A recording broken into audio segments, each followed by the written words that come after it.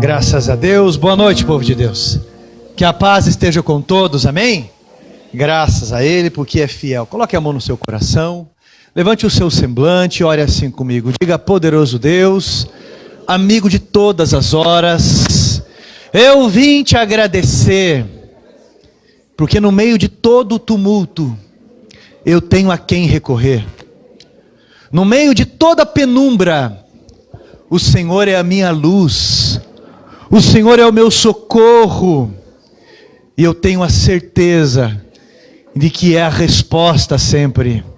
Muito obrigado por todo o teu amor e pela paz que muitos não têm, infelizmente não têm, porque não acreditam na prática que o Senhor é a resposta. Mas eu estou aqui, pronto para ouvir a tua palavra. Leva-me, Senhor, aos teus pastos verdejantes. Revela-me a tua palavra. Usa o pregador. E para que isso aconteça, repreende Satanás, para que venha fluir a tua palavra com grande liberdade. É a minha oração, em nome de Jesus.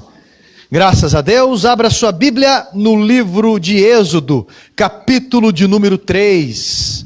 Êxodo, segundo livro do Velho Testamento, capítulo de número 3.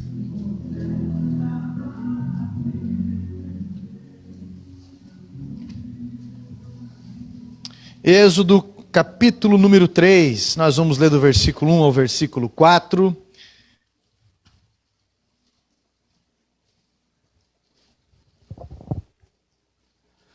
Louvado seja Deus.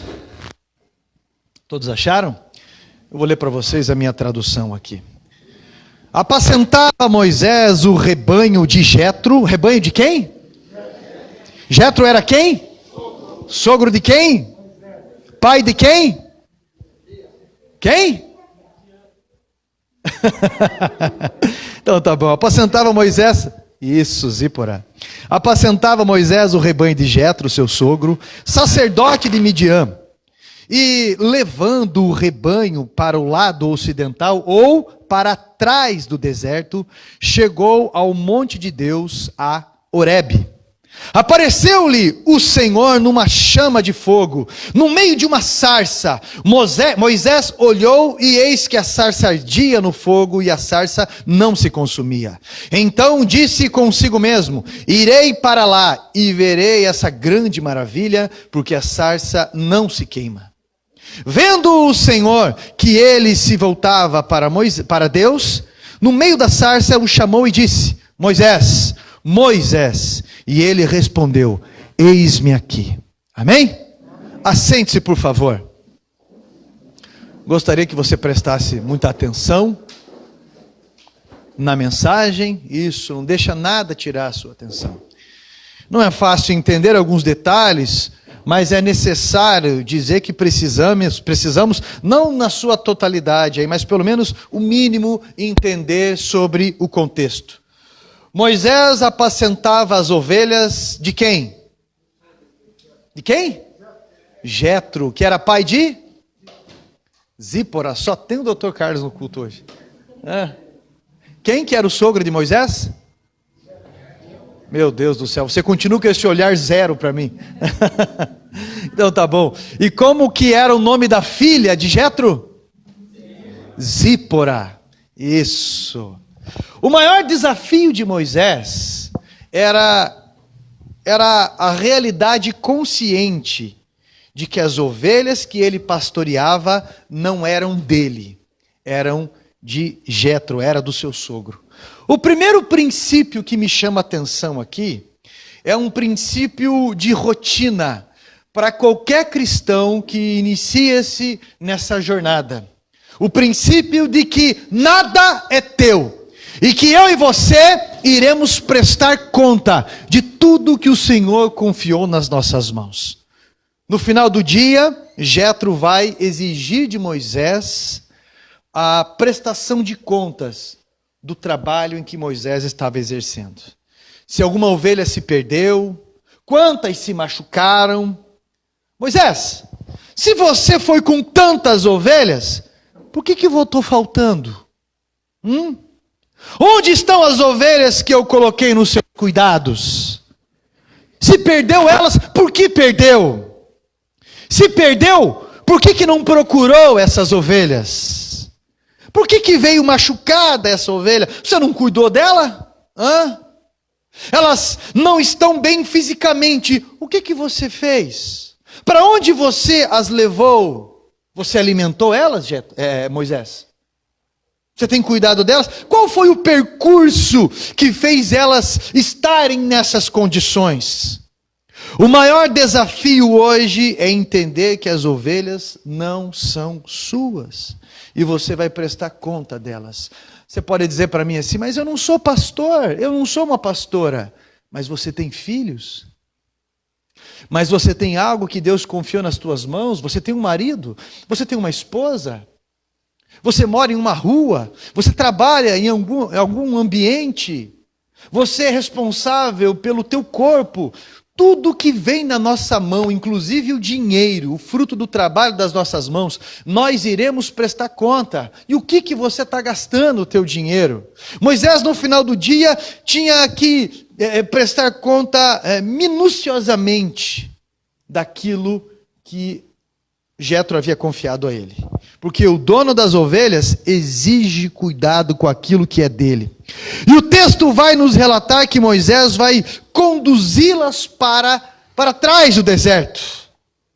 Meu irmão, eu quero que você entenda algumas coisas aí. Como que eu entendo esse texto de prestar conta sobre as ovelhas?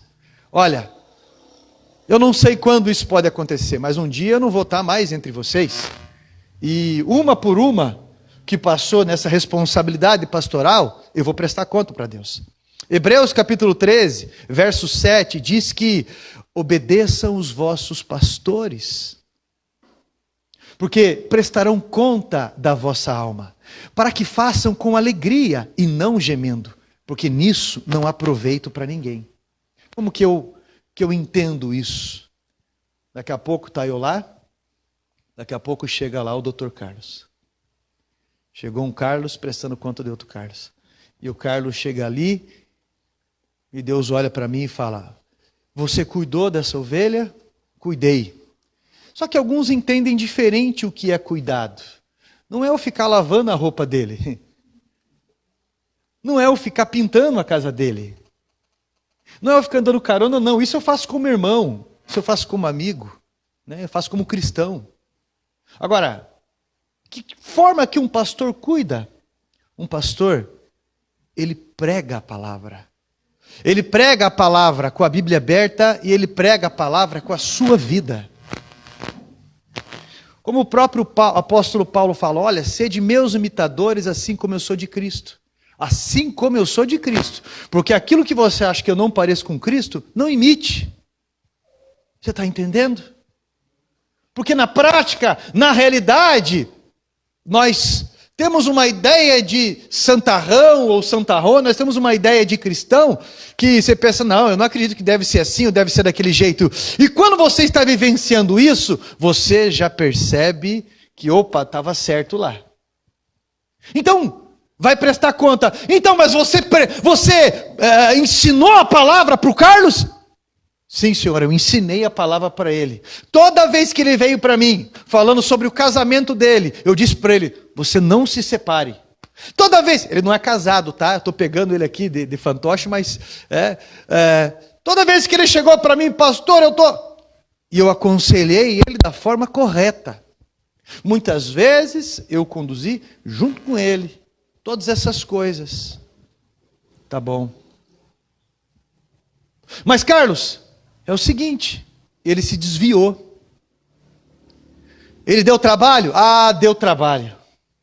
E eu fui atrás dele, uma vez, 2 vezes, 3 vezes. E depois ele quis fazer mal, inclusive, para minha família. E depois, inclusive, ele quis fazer... Você está entendendo o que eu estou falando? Mas você foi atrás dele, você ensinou, ensinei. Aí Deus vai chamar o Carlos e fala, e aí, Carlos? Eu te confiei o meu sonho. Que sonho, Senhor? Eu te confiei o meu filho e a minha filha. Se tiver um filho, como é que vai ser o nome do teu filho? Não sei ainda, pastor. Carlinhos? Carlinha? Carlinho Neto? Então tá bom. Eu te confiei o meu sonho, os meus filhos para você cuidar, Carlos. E você conduziu? Até onde esteve debaixo da minha responsabilidade, Senhor, eu levei para a tua casa, eu aconselhei, eu tentei fazer isso. Mas e depois? Eu insisti, mas escolheram outro caminho, eu sofri com isso. Eu te confiei a minha filha, como? Como esposa. E aí? Você cuidou dela? Senhor, uma vez eu perdi a cabeça e bati nela. Eu te confiei o meu filho. Eu te confiei 2 braços, uma perna. Eu te confiei um bairro. Eu te confiei uma nação. Eu te confiei um ministério. Eu te confiei ovelhas. Eu te confiei responsabilidades. E no final de tudo isso, nós iremos prestar conta de tudo. E entra aquela historinha que eu acho que eu já contei para alguns mais próximos alguma vez ou outra, de um homem que o Senhor chega para ele e fala: se você não tivesse as suas pernas, você me serviria? Aí o homem para e pensa e fala: bem, eu penso nas pessoas que têm dificuldade em tudo isso, eu te serviria, Senhor. Sim, eu te serviria. E se você não tivesse os braços também, fosse surdo, você me serviria? Olha, eu não sei como, mas de alguma forma eu te serviria, Senhor. E se você não enxergasse e não falasse também? Olha, Senhor, eu não sei como, talvez como peso de porta, eu não sei como, mas de alguma forma, se tivesse como, eu te serviria. Então por que você não me serve se eu te dou tudo para você me servir? Por quê? Qual que é a desculpa dessa vez? Está muito ocupado? Eu tenho confiado a você. Eu tenho confiado a você revelação da minha palavra, entendimento. Eu tenho confiado a você um teto sobre a cabeça. Eu tenho confiado a você tantas coisas. E no final do dia, nós iremos prestar conta. Eu preciso que você entenda isso. Segundo ponto que me chama a atenção: a grandeza no ministério de Moisés está justamente em não mandar passar, mas acompanhá-las no percurso seco do deserto. Moisés não é aquele que manda ir, é aquele que vai na companhia. Ele conduz o rebanho, não importa o percurso, se é seco. Mas a fidelidade de Moisés é uma das coisas que define o princípio ativo de um pastor. Ele pode até ser abandonado por ovelha, mas ele não abandona a ovelha. A ovelha sempre sabe aonde achar ele. A ovelha sempre sabe aonde procurar. Meu pastor me abandonou, trancado no quarto, não quer receber visita de ninguém. Já ouviu isso ou não? Isso é birra, isso é mimo. E o mimado só perde. Não adianta. É um bando de hipócrita que está. Isso. Uma vez eu fazendo visita para um senhor, e ele falou bem assim: enquanto aquele ministério de louvor tocar mais alto do que cantam, eu não vou para aquela igreja. Eu falei: olha, com todo respeito ao seu cabelo branco, isso já faz o quê? Uns 20 anos quase. Com todo respeito ao seu cabelo branco, eles tocando bem, tocando mal, eles estão lá na igreja. E o senhor está aqui, rabugento e indo para o inferno com essa cabeça. Jogando a culpa em outras pessoas. Dizendo que é melhor do que elas. Criticar é uma coisa, aprender a tocar um instrumento musical. Entrar para o ministério do louvor. Dar um de maestro, consertar o que falta, é um desafio. Acontece que eles aceitaram o desafio. E o senhor? Então, a grande sacada de Moisés estava em conduzir, caminhar junto. Não é você mandar o filho, é você vir junto. Você está entendendo? Ensina a criança no caminho que deve andar. Ensina no caminho, é no caminho. É no caminho. Meu irmão, pastores e líderes, me permitam falar isso. A sua presença é muito importante ao lado desse rebanho. Não os abandone, não fuja por intimidação, não se rebele pelas condições. Moisés, ele não diz, é por aqui que se vai. Moisés diz, é por aqui que nós vamos. Porque se você tem pagado um preço como líder, eu também tenho pagado um preço no mesmo caminho. Mas você não quer que eu faça por você o que é para você fazer. Você tem que desenvolver, você tem que crescer. O desafio de Moisés é com que as ovelhas não permaneçam no deserto, só passem por ali, porque tem um objetivo pós-deserto. Há uma coisa escondida atrás do deserto, só se conhece quem passa pelo deserto, e isso é uma profecia para mim e para você, meu irmão. Deus tem te reservado coisas para você atrás disso tudo, amém? Pode estar seco demais, olha para cá. Pode estar seco demais, pode estar angustiante demais, pode estar cansativo demais, mas o terceiro ponto que me chama a atenção, Deus tem reservado uma surpresa para você atrás disso tudo. Talvez você não entenda esse período de terra rachada, talvez você não entenda esse período de céu travado, mas eu te aconselho a continuar andando, porque atrás do deserto tem um pasto, tem resposta de o porquê, tem Deus falando aí para a próxima fase. O monte de Deus que te espera atrás do deserto é o que fará você ser e ter resposta para muita gente. Por mais que eu não veja, pelo período que eu passo, por mais que pareça que eu não vou aguentar, eu não posso parar. Eu tenho que continuar caminhando. Tem algo grande em tudo isso que nós estamos passando. Suporta um pouco mais. Afinal, o deserto, meu irmão, o final do deserto já está chegando. Então, suporta um pouco mais. Suporta um pouco mais. Ah, pastor, mas o senhor não sabe o que eu estou passando. Suporta. Ah, pastor, mas eu estou revoltado, porque eu queria que o senhor fosse melhor, fosse mais. Suporta, meu irmão, mas é muito injusto isso. Suporta, meu irmão, porque um dia você vai entender. Um dia você vai entender. E entender, principalmente, o que é ingratidão de um filho que você cria e quando está sadio chega e coloca a mão na tua cara e fala para você, assim: eu não preciso de você. Você é para mim, pai, você é para mim, mãe. Você vai entender, talvez, o peso da ingratidão. E você vai continuar amando. E você vai continuar se posicionando. Porque um pai e uma mãe não ama menos um filho porque um filho errou. Ele só quer que o filho mude. Ele só quer que o filho vença. Porque quando um filho vence, o pai vence, a mãe vence junto. Você está sendo conduzido, você não foi abandonado. Você precisa entender a diferença disso. Quando eu enviei os meus 3 filhos para a escola, as primeiras vezes eu e minha esposa, eu não estava abandonando eles, eu estava conduzindo por onde eu já havia passado. Você não foi jogado. Se você quiser recuar no meio do caminho do deserto, o teu deserto vai ser maior ainda. Então suporta, atrás do deserto tem um pasto, e as faltas do deserto são supridas além dele. A alegria de um pastor é quando uma ovelha está se fartando com o pasto.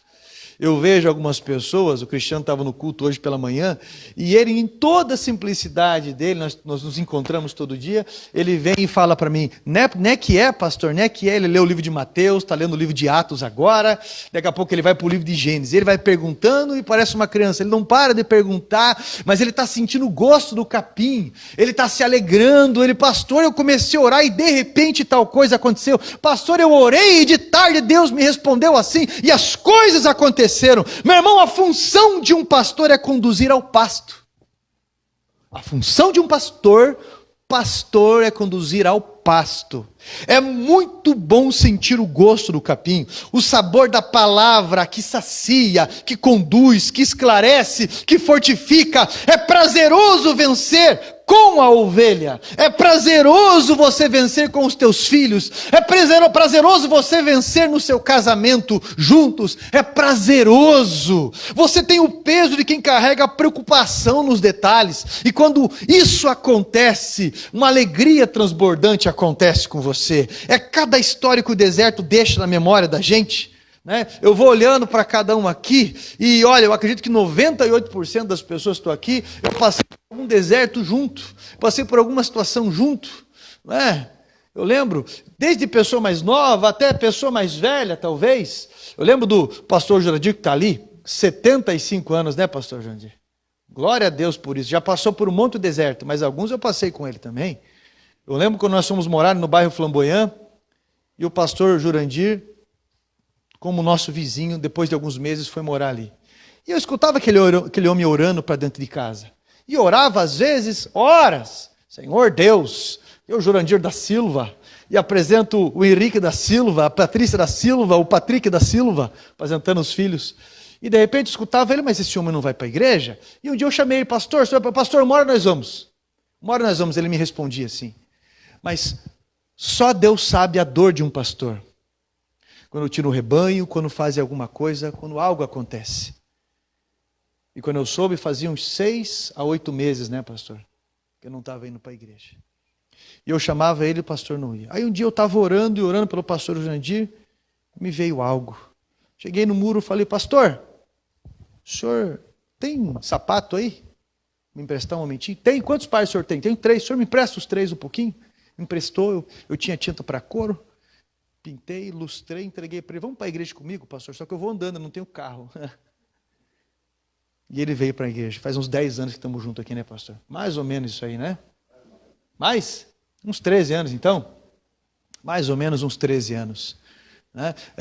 E ao longo dessa caminhada passamos por alguns desertos. E várias pessoas aqui, que você vai vendo ali mesmo, o Jorge, o doutor Carlos, a Josefa, né? o irmão Ivan, tantas outras pessoas, tantas situações, porque atrás do deserto tem um lugar que as situações nos escondiam, tem um pasto, tem algo ali tem uma árvore pequena, e a Bíblia descreve ali como um arbusto, como uma sarça. A Bíblia descreve assim.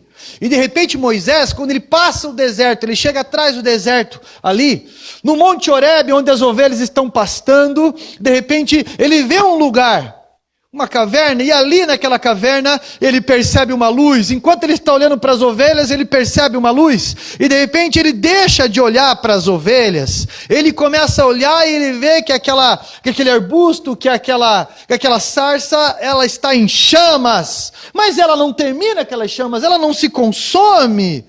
De repente ele decide se aproximar daquilo, e quando ele vai se aproximar, uma voz sai dali, e é o próprio Deus chamando a atenção de Moisés, porque, gente, enquanto Moisés olha para as ovelhas, Deus faz algo diferente para chamar a atenção de Moisés. Quando Moisés olha para a chama, é tudo o que Deus quer, é tudo o que as ovelhas precisam, porque o assunto, às vezes, das ovelhas, querem tirar a atenção do pastor da sarça, e para conduzir as ovelhas a sarça, para conduzir as ovelhas ao supremo pastor, a Jesus, eu preciso não me atrapalhar com algumas coisas, eu preciso olhar para Jesus para poder conduzi-las. Porque tudo que o rebanho precisa é de um pastor olhando para Deus. Tudo o que precisa, tudo que você precisa para conduzir a sua família, o rebanho que foi confiado nas tuas mãos, é olhar para Deus. Porque senão o assunto de uma ovelha ou outra pode te intimidar, pode te abalar, pode te seduzir, pode te provocar, pode te irar. Quarto ponto que me chama a atenção: Deus nos quer de frente para Ele, Deus nos quer olhando para Ele, Deus nos quer ouvindo Ele, porque o que as ovelhas precisam é de um pastor que veja Deus, um pastor que ouça Ele, para as conduzir em direção a Ele. Como, pastor? Seguindo Ele. E Deus diz, quando Moisés... Aquilo chama atenção, e Moisés vai para diante da sarça, Moisés vai e Deus fala para ele, Moisés, opa, pare aí aonde você está. Quinto ponto que me chama atenção, porque por baixo dessa roupa de pastor, você está calçando algo desse mundo. Opa, Moisés, pare aí, não se aproxime tanto. Por quê? Tira as sandálias que estão nos teus pés, porque o lugar que você pisa é santo. Porque por baixo disso tudo, de toda essa polpa religiosa, você está calçando uma cultura egípcia ainda. Por baixo dessa estrutura religiosa que você tem, você está com sandálias midianitas ainda. Eu quero que você tire isso, Moisés, dos teus pés. Esse filete de couro, essa sandália fina que você diz que não tem nada a ver. Quando eu me viro para a sarça, eu sou confrontado pela sarça. Ele vê tudo, ele vê cada quarto escuro da minha vida. Ele viu por onde você passou com essas sandálias. Ele está vendo no que você se apoia. A terra que você está pisando é santa, Moisés. E só iremos perceber isso quando tiramos aquilo que nos separa dessa terra. Tira as sandálias dos teus pés. Desamarra essa falta de perdão. Senão você nunca entenderá o que é um chamado de Deus. Estará sempre preso. Tira, desamarra esse comportamento manipulador, e daí você conhecerá o sustento de Deus. Você entenderá que o teu problema não é dinheiro, que o teu problema não é saúde, que o teu problema não é relacionamento. O teu problema é que você precisa tirar as sandálias daquilo que você se apoia. Você precisa obedecer a Deus. Você já precisa abandonar algumas coisas. Tira essa sandália de insubmissão. Tira essa sandália de insubmissão. Ontem eu fui chamado lá na chácara, porque um rapazinho estava dando problema. E o rapazinho se recusava em tomar medicamento, que o relaxava, ele estava ainda no período de abstinência. Um rapazinho maior que eu. E de repente eu cheguei lá, e eu estou discipulando o Luizão, alguns conhecem. O Luizão é uma figura, uma graça. Mas ele teve uma vida de adicto dos 13 anos até os 51. Teve uma vida de dependência química um longo tempo. Ele foi policial, né, era da choque, ele foi um monte de coisa. Antes disso, foi para a academia dos bombeiros e coisa e tal. Então, né, você pode perceber o nível de algumas coisas. E como eu estou discipulando, caminha junto. Aprendeu de um jeito errado, aprendeu sentando a mão na orelha dos outros, não como policial, mas no mundo do crime que se envolveu depois. Mas ele aprendeu algumas coisas. E de repente, quando eu chego na chácara, eu falei, bem, eu tenho que deixar a adrenalina desse rapaz sair primeiro. Cheguei lá, ele veio me cumprimentar, achando que eu ia levar ele para casa, com as malas prontas e tudo mais. Aí ele chegou para mim, daí pastor? Eu falei, daí pastor? Qual que é a tua, irmão? Qual que é a tua, rapaz? Você faz eu sair de lá para vir para cá? Porque você não está bem? O lugar tem piscina, o lugar tem tanque, pedalinho, o lugar tem lugar para pesca, fisioterapia, acupuntura, o lugar tem massagem, o lugar tem inglês, o lugar tem teologia, o lugar tem Muay Thai, o lugar tem, sei lá mais o quê? Músico, enfim, psicólogo, eventos um em cima do outro, tem tudo. O inferno, cara, está dentro de você. Não importa o lugar que você esteja, está dentro da igreja, o inferno pode estar dentro de você. Você pode estar sentado aí, meu irmão, e está me olhando como inimigo. E foi justamente quando aquele rapaz olhou para mim, ficou de pé. E pastor, desse jeito. Mas eu já fui orando. Eu orei no altar antes de sair. Porque é uma batalha espiritual que ele não enxerga, mas eu enxergo. Eu já fui repreendendo.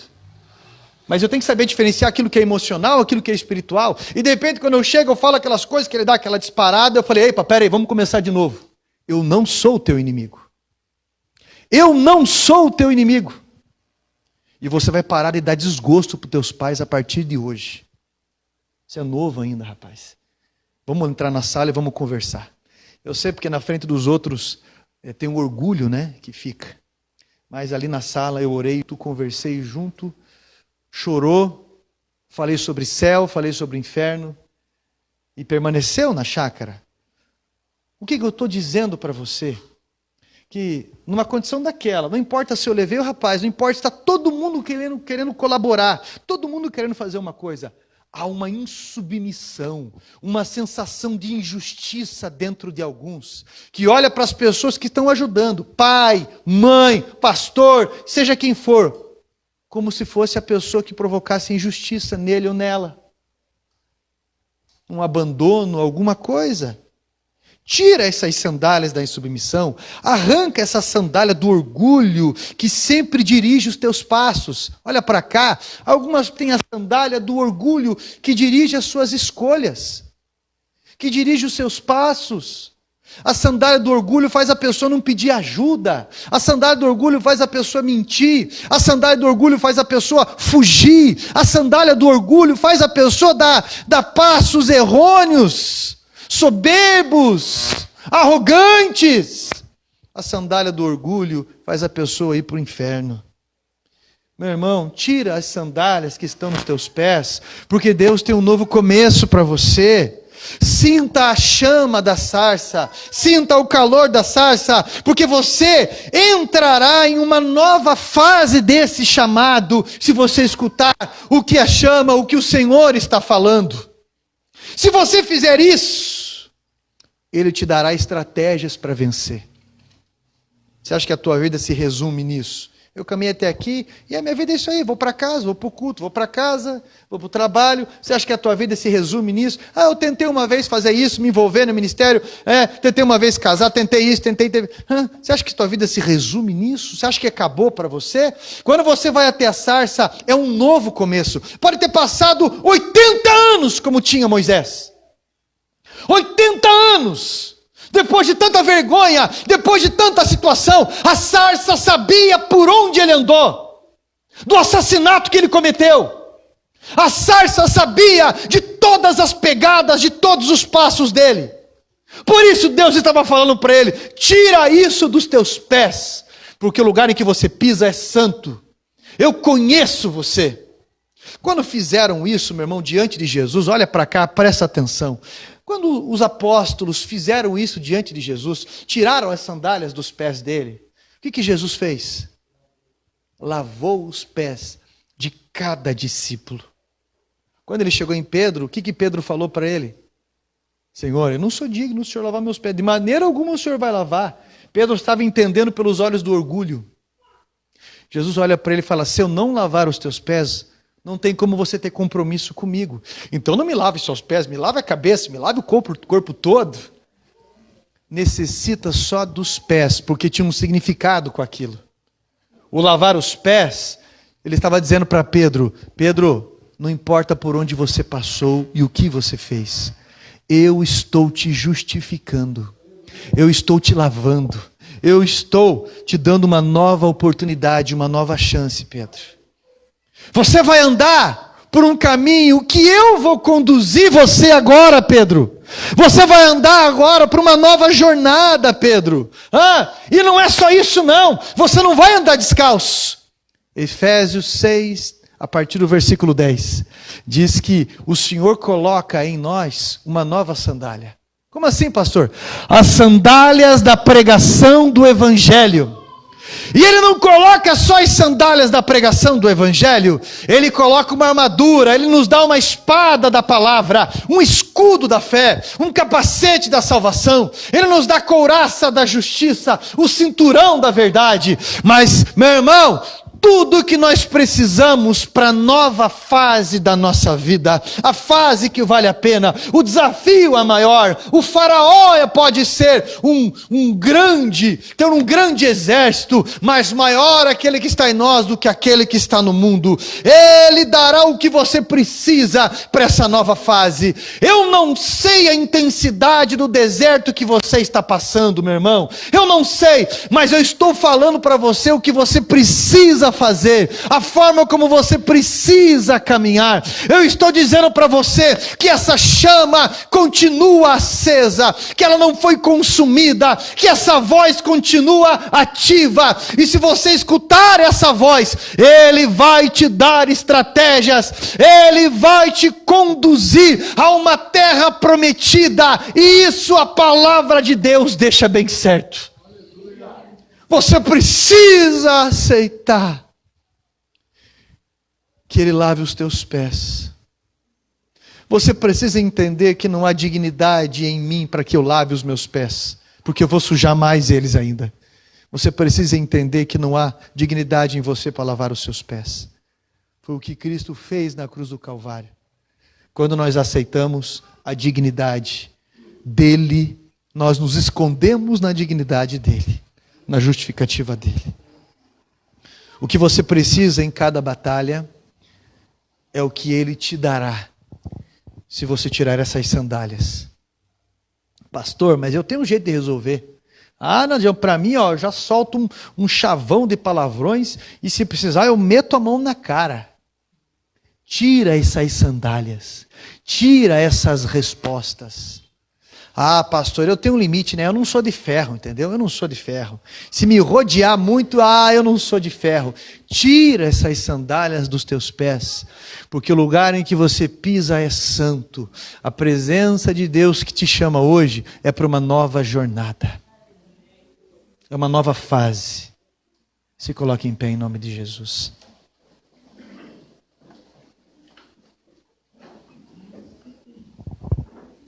Você lembra o que diz a música? Vou deixar na cruz tudo o que passou, tudo o que ficou para trás. Lembra? Eu não sei qual é a intensidade daquilo que você tem passado, mas eu quero convidar você a colocar a mão no seu peito. Eu quero convidar você a fechar os teus olhos. Eu quero convidar você, meu irmão, a observar a sua vida. Eu gostaria que você não olhasse para mim agora aqui na frente. Eu gostaria que você observasse a tua vida. Você vem entregar um culto a Deus. E Ele falou, eu estou te dando a direção. Feche os teus olhos, por favor. Não olhe para esse mundo natural, por favor. Seja sincero com Deus. Está difícil você sair de algumas manias. Está difícil você sair de algumas direções de pensamento. Seja sincero com você. Você teve referências na sua vida, talvez o seu pai, a sua mãe, talvez alguém, mas Jesus é a nova referência para a tua vida. Como que Ele responderia? Como que Ele se posicionaria? Jesus é a nova referência. Ele está chamando para os novos passos. Você está achando que não tem nada a ver algumas coisas, mas isso tem te atrapalhado para muitas coisas. E eu vou orar para você agora. Eu vou orar por você. Mas só você pode desamarrar essas sandálias. Só você pode se comprometer em Deus, em mudar a direção dos teus passos. Só você pode fazer esse pacto com Ele nesse momento. Você não pode se justificar, você não pode pagar penitência. Não pode, não adianta, não tem como. Como que eu vou pagar por algo que eu não tenho? Mas eu posso confiar nas mãos de Jesus. Eu vou orar por você agora. E você vai se desfazer de algumas coisas e alguns comportamentos na tua vida que você sabe que Ele não aprova.